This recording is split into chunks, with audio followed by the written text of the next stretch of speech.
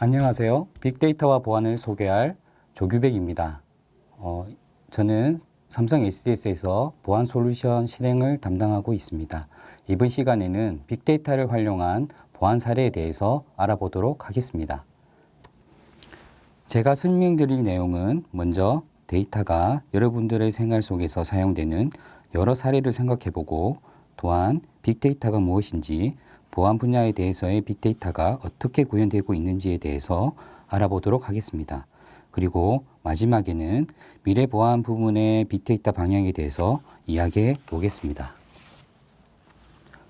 여러분, 디지털 발자국 또는 디지털 풋프린트라는 용어를 들어보셨나요? 디지털 발자국은 사람들이 웹이나 모바일을 사용하면서 남겨놓은 다양한 디지털 기록을 말합니다. 자주 사용하는 동영상 사이트에 접속하면 자신이 본 동영상과 유사한 동영상이 추천 영상으로 뜨는 걸 알 수 있을 것입니다. 그리고 별도의 설정을 하지 않는 상태라면 여러분들이 본 동영상 기록에 대해 메뉴를 통해서 목록을 확인할 수 있습니다. 개인의 사생활 침해 논란이 생길 수 있는 부분이기도 하지만, 이처럼 개인이 원하든 원치 않든 디지털 흔적은 남게 됩니다.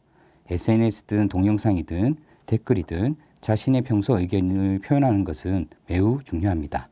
하지만 보이지 않는다는 이유로 다른 사람들을 비방하거나 확인되지 않은 것을 다른 사람들에게 전달하는 것은 흔적으로 남기 때문에 조심해야겠습니다.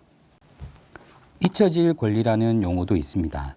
잊혀질 권리는 인터넷에서 생성, 저장, 유통되는 개인의 정보나 자신의 성향이 포함된 정보에 대해 자신의 소유권을 강화하고 유통기간 설정, 수정, 삭제 등을 요구할 수 있는 권리를 의미합니다.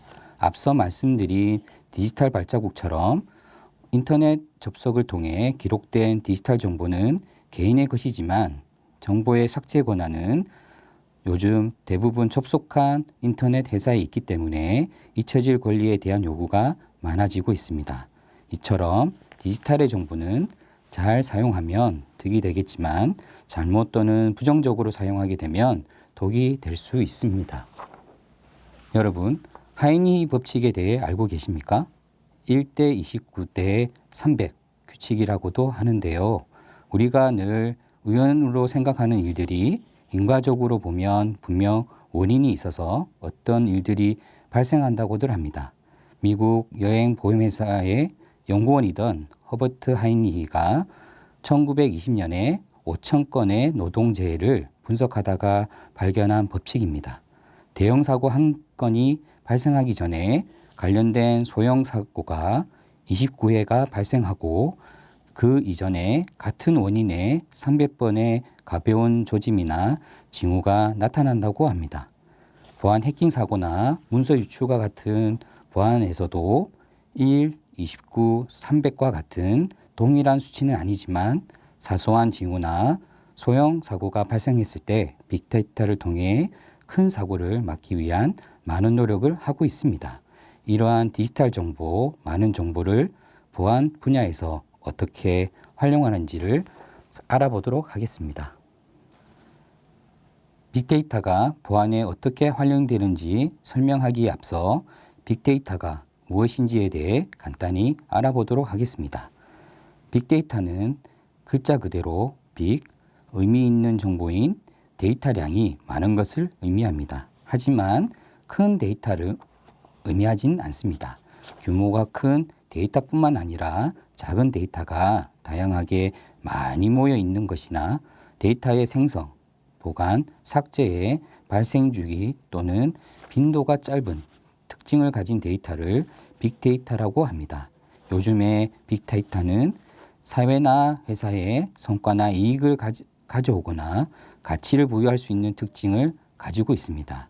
그만큼 빅데이터를 잘 활용해야겠습니다.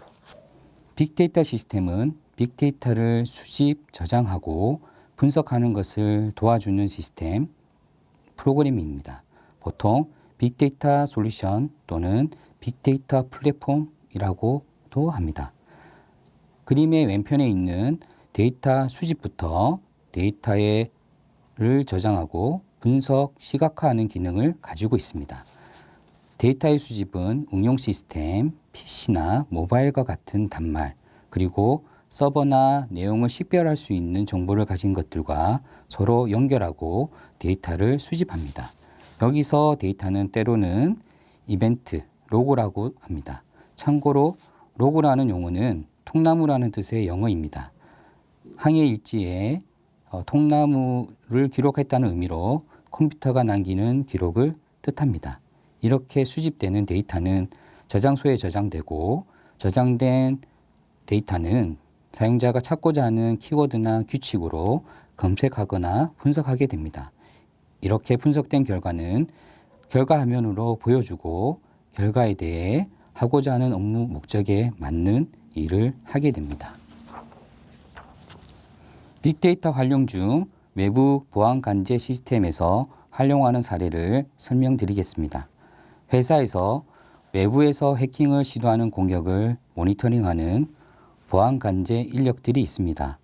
보안 관제 인력들은 해킹을 모니터링하는 장비를 가지고 가정의 도어락 역할을 하는 방화벽이라는 장비나 랜섬웨어의 악성 코드를 막기 위한 장비를 통해서 해킹을 막고 있습니다.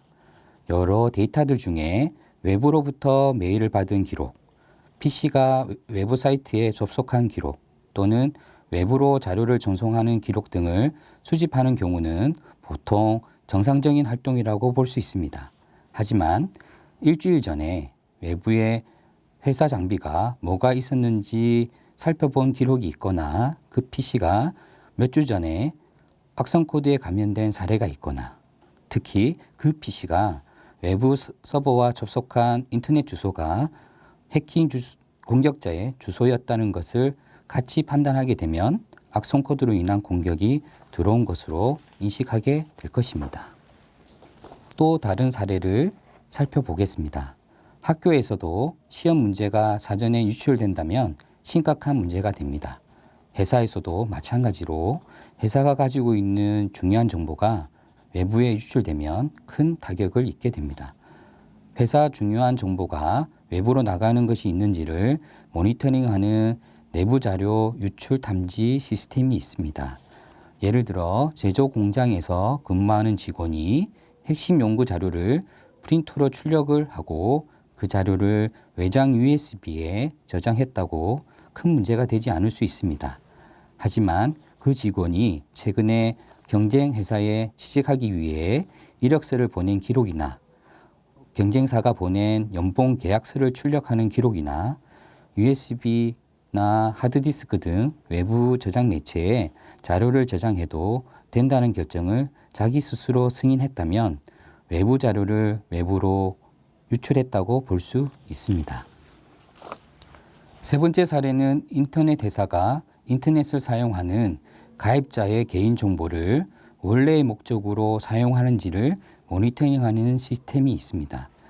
회사에 출근해서 개인정보가 보관된 시스템에 접속하여 고객 정보를 조회해야 하는 기록은 정상적으로 판단할 수 있습니다.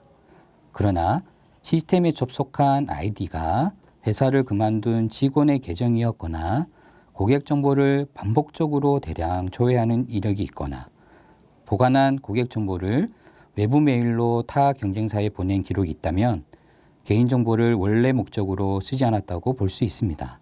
이처럼 다양한 목적으로 보안을 지키기 위해 관련 시스템의 데이터를 빅데이터 형태로 분석하는 경우가 아주 많습니다.